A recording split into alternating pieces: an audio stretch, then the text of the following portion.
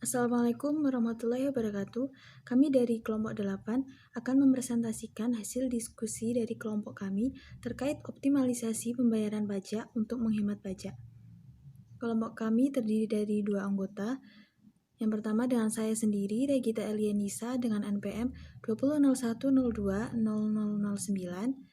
dan Vindi Dwi Kurniawati dengan NPM 2001020022. Optimalisasi pembayaran pajak merupakan suatu langkah pengamanan yang harus dilakukan wajib pajak terkait transaksi dengan pihak ketiga dan penjagaan cash flow perusahaan yang tujuannya adalah untuk mendatangkan penghematan pajak. Optimalisasi pembayaran pajak dapat dilakukan seperti yang pertama, pengamanan kontrak-kontrak bisnis dari potensi pemotongan withholding tax. Yang kedua, optimalisasi pengkreditan pajak penghasilan yang telah dibayar. Dan yang ketiga, pengajuan permohonan penurunan angsuran PPh pasal 25. Yang keempat, pengajuan surat keterangan bebas PPh pasal 22 dan PPh pasal 23. Serta yang kelima, mengangsur atau menunda pembayaran pajak. Dan yang terakhir, rekonsiliasi atau ekualisasi SPT PPh badan dengan SPT PPh pasal 21, pasal 23 atau 26, dan SPT masa PPN. Sebab selanjutnya yaitu pengamanan kontrak-kontrak bisnis dari potensi pemotongan withholding tax. Dalam praktik bisnis, banyak terjadi kasus pemungutan atau pemotongan pajak dari pihak ketiga, di mana yang membuat kontrak bisnis, misalnya kontrak jual beli, kontrak jasa, konstruksi, atau kontrak sewa, kurang memahami atau mengabaikan aspek perpajakannya secara detail dan sesuai dengan ketentuan perpajakan, sehingga saat pemeriksaan oleh Fiskus, perusahaan dikenai kewajiban untuk membayar withholding tax yang ditambah denda keterlambatan penyetoran sebesar 2% sebulan dari pokok pajak. Terdapat dua pilihan perlakuan perpajakan atas transaksi. Yang pertama yaitu, jika mau withholding tax tersebut dibayarkan dalam laporan keuangan fiskal, maka nilai transaksi dalam kontrak yang akan dibayar tersebut di gross up, sehingga jumlah transaksi dalam kontrak sudah termasuk pajak yang harus dipungut. Atas jumlah pajak yang dibayarkan boleh dibebankan sebagai biaya, kecuali untuk PPh final dan dividen. Dan selain itu, perusahaan masih bisa menghemat pajak. Pilihan yang kedua yaitu, bila perusahaan membayarkan withholding tax, dalam hal itu withholding tax yang dibayarkan ini tidak boleh dibebankan sebagai biaya oleh perusahaan karena di gross up. Optimalisasi pengkreditan PPh yang telah dibayar. Kredit pajak merupakan jumlah pembayaran pajak yang dibayar oleh wajib pajak sendiri, setelah ditambah dengan pajak yang dipotong atau dipungut oleh pihak lain yang sifatnya tidak final dan dikurangkan dari seluruh pajak yang terutang pada akhir tahun pajak yang bersangkutan, termasuk apabila ada jumlah pajak atas penghasilan yang terutang di luar negeri.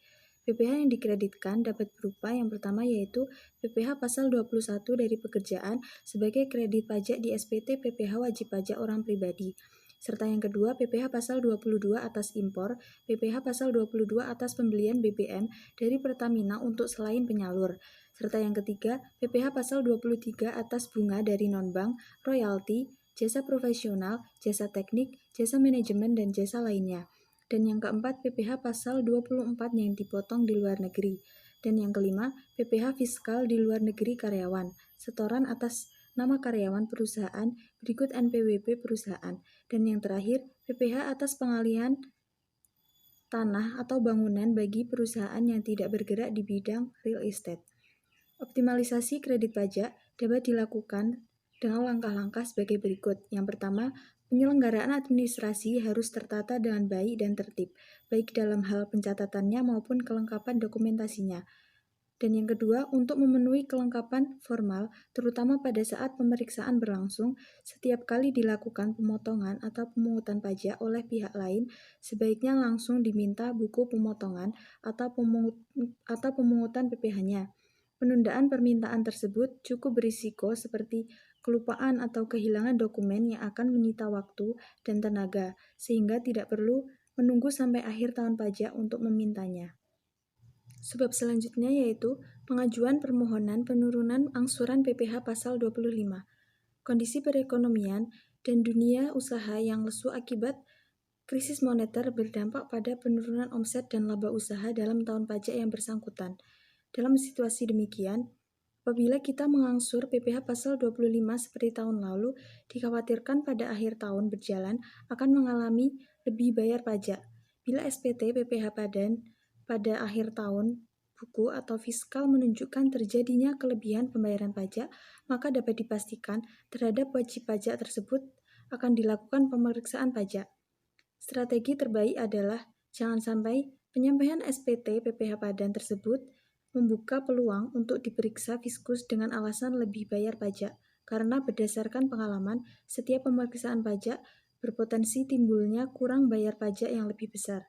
Untuk mengantisipasi hal ini, wajib pajak dapat mengajukan permohonan pengurangan besarnya pajak penghasilan pasal 25 secara tertulis kepada Kepala Kantor Pelayanan Pajak tempat wajib pajak terdaftar dengan disertai proyeksi laba pada akhir tahun dan alasan terjadinya penurunan laba dengan memenuhi persyaratan, yaitu yang pertama, apabila sesudah 3 bulan atau lebih berjalannya tahun pajak, wajib pajak dapat menunjukkan bahwa pajak penghasilan yang akan terutang untuk tahun pajak tersebut kurang dari 75% dari pajak penghasilan yang terutang yang menjadi dasar perhitungan besarnya pajak penghasilan pasal 25. Dan yang kedua, pengajuan permohonan pengurangan besarnya pajak penghasilan pasal 25 harus disertai dengan perhitungan besarnya pajak penghasilan yang akan terutang berdasarkan perkiraan penghasilan yang akan diterima atau diperoleh dan besarnya pajak penghasilan pasal 25 untuk bulan-bulan yang tersisa dari tahun pajak yang bersangkutan. Pengajuan surat keterangan bebas PPh pasal 22 dan PPh pasal 23. Untuk beberapa jenis withholding tax seperti PPh pasal 22 dan PPh pasal 23, dapat diajukan permohonan surat keterangan bebas oleh wajib pajak yang telah memenuhi kriteria. Beberapa kriteria yang harus dipenuhi oleh wajib pajak yaitu yang pertama, wajib pajak yang dalam tahun pajak berjalan dapat membuktikan tidak akan terutang pajak penghasilan karena wajib pajak yang mengalami kerugian fiskal berhak melakukan kompensasi kerugian fiskal. Pajak penghasilan yang lebih dan akan dibayar lebih besar dari pajak penghasilan yang akan terutang dapat mengajukan permohonan pembebasan dari pemotongan dan atau pemungutan pajak penghasilan oleh pihak lain kepada Direktur Jenderal Pajak. Yang kedua, wajib pajak yang atas penghasilannya hanya dikenakan pajak bersifat final. Dan yang ketiga, surat keterangan bebas diberikan kepada wajib pajak yang dalam tahun berjalan dapat membuktikan tidak akan terutang pajak penghasilan karena mengalami kerugian fiskal dalam hal wajib pajak baru berdiri dan masih dalam tahap investasi. Wajib pajak belum sampai pada tahap produksi komersial. Wajib pajak mengalami peristiwa yang berada di luar kemampuannya. Wajib pajak yang dalam tahun pajak berjalan dapat membuktikan tidak akan terutang pajak penghasilan karena berhak melakukan kompensasi kerugian fiskal dengan memperhitungkan besarnya kerugian tahun-tahun pajak sebelumnya yang masih dalam dikompensasikan yang tercantum dalam SPT pajak penghasilan atau surat ketetapan pajak. Wajib pajak yang dapat membuktikan pajak penghasilan yang telah dan akan dibayar lebih besar dari pajak penghasilan yang akan terutang. Wajib pajak yang atas penghasilannya hanya dikenakan pajak bersifat final. Permohonan pembebasan pemotongan dan atau pemungutan pajak penghasilan diajukan secara tertulis kepada Kepala Kantor Pelayanan Pajak tempat wajib pajak terdaftar dengan syarat yang pertama telah menyampaikan SPT pajak penghasilan tahun pajak terakhir sebelum tahun diajukannya pemohonan kecuali untuk wajib pajak yang baru berdiri dan masih dalam tahap investasi. Yang kedua, permohonan diajukan untuk setiap pemotongan dan atau pemungutan pajak penghasilan pasal 21, pasal 22, pasal 22 impor, dan atau pasal 23 dengan menggunakan formulir yang telah disediakan. Dan yang ketiga, permohonan harus dilampiri perhitungan. Pajak penghasilan yang diperkirakan akan terutang untuk tahun pajak diajukannya permohonan untuk wajib pajak. Rekonsiliasi SPT PPh Badan dengan SPT lainnya dan laporan keuangan fiskal. Yang pertama, rekonsiliasi atau ekualisasi SPT PPh Badan dengan SPT PPN. rekonsiliasi dilakukan atas transaksi pembelian dan penjualan serta PPN yang mengikutinya, yakni PPN masukan dari transaksi pembelian dan PPN keluaran dari omset penjualan. Apakah kedua SPT tersebut telah menunjukkan angka yang sama atau belum? Bagi perusahaan yang tidak kalah pentingnya adalah melakukan ekualisasi antara buku pembelian dan buku penjualan dengan SPT masa PPN. Apakah kedua buku tersebut dan SPT masa PPN telah menunjukkan angka yang sama atau belum? Omset penjualan yang tercantum dalam SPT PPh Badan dengan SPT PPN bisa berbeda disebabkan beberapa hal, yaitu yang pertama, omset penjualan di SPT PPh Badan bisa lebih besar dari omset penjualan di SPT PPN karena penjualan di SPT PPh Badan menganut akrual basis, sehingga atas penjualan kredit, jika barangnya telah diserahkan, penjualan sudah dilaporkan. Sedangkan pada SPT PPN, penjualan kredit bisa dibuat faktur pajaknya pada akhir bulan setelah bulan penyerahan barang. Yang selanjutnya, omset penjualan di SPT PPh Badan lebih kecil daripada omset penjualan di SPT PPN karena penerimaan uang atas penjualan sudah harus dibuat faktur pajaknya meskipun barangnya belum diserahkan, sementara penjualan tersebut baru dilaporkan setelah penyerahan barang. Kemudian yang kedua, rekonsiliasi atau ekualisasi SPT PPh Badan dengan SPT PPh Pasal 21 adalah prosedur pengecekan yang dilakukan oleh KPP terhadap jumlah biaya gaji dan tunjangan serta biaya lainnya yang dibayarkan kepada pihak perorangan lainnya yang berkaitan dengan hubungan kerja yang tercantum dalam SPT PPh Badan dengan jumlah dasar pengenaan pajak yang tercantum dalam SPT PPh Pasal 21.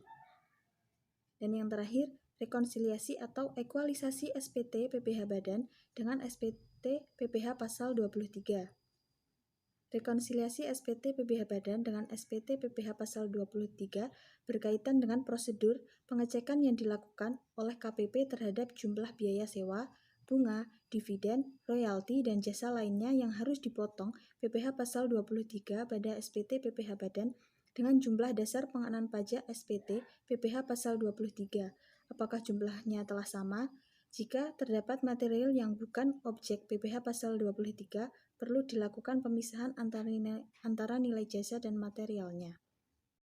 Kebijakan perpajakan lainnya untuk penghematan PPh atas transaksi tertentu. Perlakuan perpajakan PPh Badan yang berkaitan dengan transaksi tertentu yaitu 1. Revaluasi aktiva tetap. Revaluasi aktiva tetap di tahun 2008 mengalami perubahan yang sangat berarti. Peraturan perpajakan terbaru itu diatur dalam Peraturan Menko Nomor 79 PMK 03 2008 tanggal 23 Mei 2008 yang mencabut keputusan Menko Nomor 486 KMK 03 2002 tanggal 28 November 2002. Kemudian ada utang atau piutang kepada pemegang saham. Pada dasarnya semua pinjaman yang diberikan oleh pemegang saham kepada perusahaan akan terutang bunga dengan tingkat suku bunga wajar kecuali untuk pinjaman tanpa bunga dari pemegang saham yang diterima oleh wajib pajak berbentuk perseroan terbatas diperkenankan bila dipenuhi syarat sebagai berikut. 1. Pinjaman tersebut berasal dari dana pemilik pemegang saham itu sendiri dan bukan berasal dari pihak lain. Yang kedua, modal yang seharusnya disetor oleh pemegang saham pemberi pinjaman telah disetor seluruhnya. Yang ketiga, pemegang saham pemberi pinjaman tidak dalam keadaan merugi. Yang keempat, perseroan terbatas menerima pinjaman sedang mengalami kesulitan keuangan untuk kelangsungan usahanya. Ada bunga pinjaman. Pada dasarnya bunga pinjaman dapat dibebankan sebagai biaya sepanjang pinjaman tersebut digunakan oleh wajib pajak untuk kegiatan operasional perusahaan. Yang keempat ada pencadangan atau penghapusan piutang tidak tertagih. Berbeda dengan akuntansi komersial atau PSAK yang memperbolehkan setiap perusahaan mencadangkan penghapusan piutang tak tertagih setiap tahunnya untuk mengantisipasi kerugian piutang tidak tertagih atau kerugian lainnya dengan menggunakan metode tertentu untuk dibukukan menjadi biaya dalam perhitungan rugi labanya. Dari segi fiskus, penyisihan atau pencadangan penghapusan piutang tak tertagih hanya diperbolehkan untuk jenis perusahaan tertentu saja. 5. Ada biaya pendirian perusahaan atau biaya praoperasi.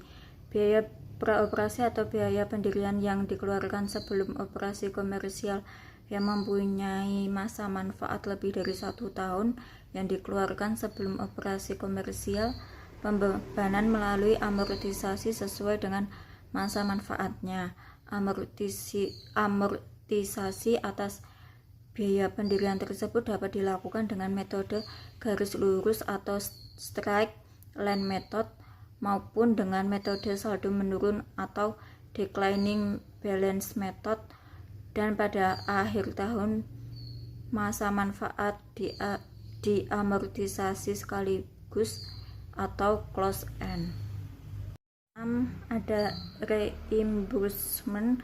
Transaksi reimbursable items merupakan pengeluaran-pengeluaran yang sudah ditalangi lebih dulu oleh pihak lain kemudian dimintakan penggantian ke perusahaan. Transaksi ini dilakukan untuk transaksi yang melibatkan minimal 3 pihak sekaligus, misalnya reimbursement biaya pengobatan, biaya transportasi, dan sebagainya. Oleh karena itu, transaksi ini harus didukung dengan klausal perpajakan yang sangat dalam kontrak serta metode pencatatan yang benar. Yang ketujuh, ada pembukuan dalam valuta asing. Wajib pajak dapat menyelenggarakan pembukuan dengan menggunakan bahasa asing dan satuan mata uang selain rupiah, yaitu bahasa Inggris dan satuan mata uang dolar Amerika Serikat. Yang kedelapan, ada transaksi valuta asing. Bagi wajib pajak yang diizinkan untuk menyelenggarakan pembukuan dengan menggunakan bahasa Inggris dan satuan mata uang dolar Amerika Serikat, berlaku ketentuan konversikan satuan mata uang dolar Amerika Serikat. Suatu perusahaan dapat melakukan aktivitas yang menyangkut valuta asing dalam 2 cara, yakni melakukan transaksi dalam falas atau memiliki kegiatan usaha luar negeri. Selisih kurs timbul apabila terjadi perubahan kurs antara tanggal transaksi dan tanggal penyelesaian pos moneter yang timbul dari transaksi dalam mata uang asing.